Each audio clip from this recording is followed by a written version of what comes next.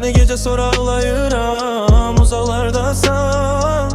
Səsin düşür mənə yarım-yarım, küçələr boşdur, addımımda yarım qalıb. Sensiz bu şəhər inan mənə darıxıb. Biraz sakitlik, biraz külək, səni xatırladır hər kölgə, hər rəng. Adını çəkirəm ürəyimdən səssiz, sanki gəlirsən amma yenə gecikəmişək kimi. Bəlkə də unutmusan, mən hələ yox. Gecələr danışır mənə səssizliyin çox. Telefon susur, mesaj yazmıram, qururum var amma qəlbim yorulub çox.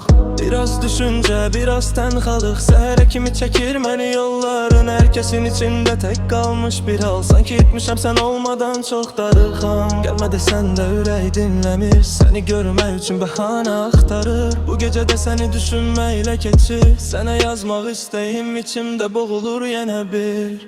Haralardasan, səni gecə soraqlayıram, uzaqlardasan. Səsin düşür mənə yarım-yarım, küçələr boşdur, addımımda yarım qalıb. Sənsiz bu şəhər inan mənə darıxıb. Haralardasan, səni gecə soraqlayıram, uzaqlardasan. Səsin düşür mənə yarım-yarım, küçələr boşdur, addımımda yarım qalıb. Sensiz bu şəhər inan mənə darıxsan. Haralardasan, səni gecə soraqlayıram, uzaqlardasan. Səsin düşür mənə yarım-yarım.